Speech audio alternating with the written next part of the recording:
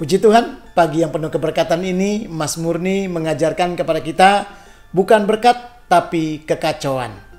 Saudara, padahal kalau kita melihat di dalam Amsal pasal 10 ayat yang ke-6, firman Tuhan berkata, berkat ada di atas kepala orang benar. Harusnya kita menerima berkat, bukan kekacauan. Harusnya kita mengalami satu damai sejahtera, bukan kekalahan. Harusnya kita mengalami pemulihan, bukan hidup yang lebih parah, saudara. Harusnya kita mengalami mujizat kesembuhan, bukannya penyakit yang lebih berkelanjutan. Mazmur pasal 2 ayat 1, firman Tuhan berkata demikian. Mengapa rusuh bangsa-bangsa, mengapa suku-suku bangsa, mereka berperkara yang sia-sia. Saudara, dikatakan mengapa rusuh bangsa-bangsa. Saudara, dari ayat ini saya mengambil tema bukan berkat tetapi kekacauan.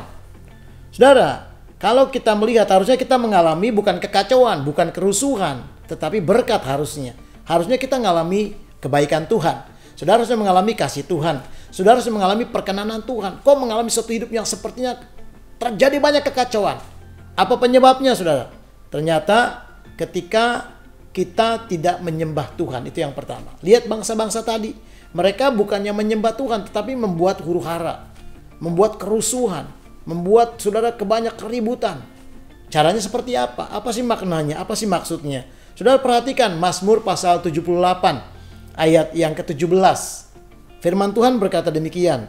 Tetapi mereka terus berbuat dosa terhadap Dia dengan memberontak terhadap Yang Maha Tinggi di padang gurun. Jadi saudaraku, bukannya menyembah Tuhan bangsa-bangsa, terus berbuat dosa. Berbuat dosa terhadap Tuhan. Memberontak. Caranya bagaimana? Dengan memberontak. Memberontak artinya tidak mau melakukan firman Tuhan. Memberontak artinya tidak mau mengikuti ajaran firman Tuhan. Menentang Tuhan. Itu namanya memberontak. Jadi kita belajar untuk selalu hidup menyenangkan Tuhan. Menyembah Tuhan. Jangan berbuat sesuatu yang berlawanan dengan maunya Tuhan. Kalau tidak, berarti kita menjadi orang penentangnya Tuhan. Saudara, yang kedua, kenapa mereka bukannya berkat tetapi kekacauan? Karena merencanakan yang sia-sia. Bangsa-bangsa ini merencanakan yang sia-sia. Saudara lihat ayatnya tadi, Mazmur 2 ayat 1. Saudara, artinya apa? Tidak mau hidup dan masuk di dalam rencananya Tuhan. Mereka merencanakan, tapi rencananya bukan rencana Tuhan. Merencanakan rencana-rencana yang jahat. Rencana-rencana yang tidak sesuai dengan firman Tuhan. Saudara, rencana-rencana di luar firman Tuhan. Padahal saudara, kalau kita mengikuti rencana Tuhan, kalau mereka mengikuti rencana Tuhan, saya percaya ada berkat yang luar biasa Tuhan siapkan. Sama seperti kita pagi ini. Tuhan mengajarkan supaya saudara dan saya terus hidup di dalam perencanaan Tuhan. Hidup berjalan dalam rancangan Tuhan. Yeremia pasal 29 ayat 11 berkata bahwa rancangan yang Tuhan berikan kepada kita bukan kecelakaan, tapi hari depan yang penuh harapan. Saudara, dahsyat sekali kalau kita ikuti. Rancangan Tuhan tuh nggak pernah membuat saudara kecewa. Rancangan Tuhan tuh tidak pernah membuat saudara sedih. Rancangan Tuhan membuat saudara akan melihat Tuhan itu sangat-sangat hebat. Walaupun menjalaninya ada proses yang harus kita jalani. Seperti contohnya Yusuf. Tapi Yusuf tetap berjalan dalam rencana Tuhan. Dia nggak mau mereka-reka, nggak mau merencanakan yang lain.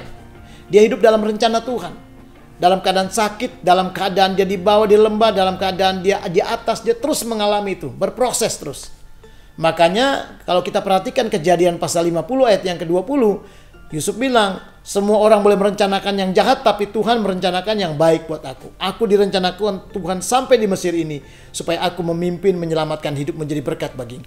Ketika engkau hidup untuk selalu mau di dalam rencana Tuhan, maka engkau tidak pernah merencanakan yang sia-sia. Maka rencanamu menjadi rencana yang berkenan. Rencanamu adalah rencana yang sesuai dengan firman Tuhan.